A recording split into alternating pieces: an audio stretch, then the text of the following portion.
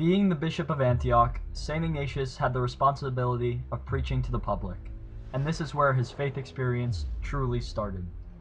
He spoke of the Bible and spread the word of God to all who would listen.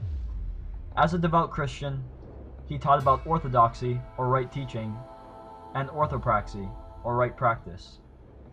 This subsequently leads into his story, which is interesting both to us now and to them back then.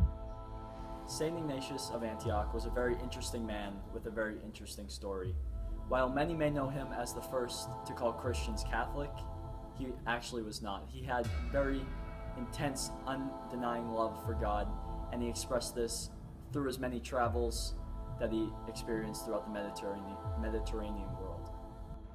In 107, while in Antioch, the king arrived, forcing everyone to renounce their Christian faith or be sentenced to death. Ignatius decided not to renounce his faith because of his true faith in God. It served as a great example for others. His valiant act showed courage that no other man could.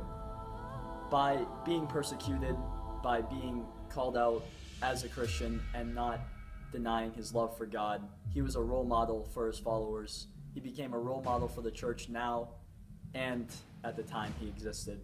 But however, he was persecuted by the Romans and was persecuted and sentenced to death. He was then taken by guards from Antioch and led to Smyrna.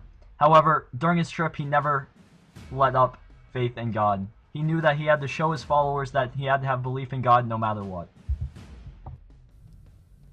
As famous as he now was, he still continued to travel through the Mediterranean world.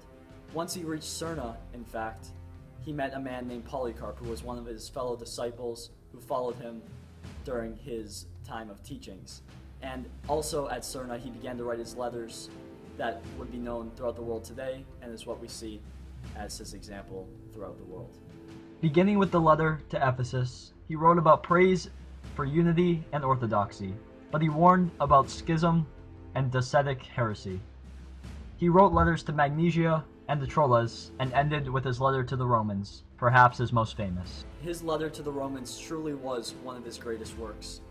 In this specific work, he told his followers not to stop him from being martyred by the Romans. He wanted to be an example for the church, but he didn't want his followers to do the same thing. He didn't want the followers to become martyrs just because he did. So that was the example he set through that letter. After traveling all the way from Antioch through the Mediterranean world and to Rome, he was put in jail, where his followers attempted to break him out.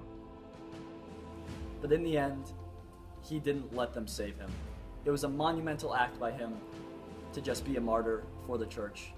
But overall, St. Ignatius of Antioch was one of the greatest saints with a truly inspiring faith experience.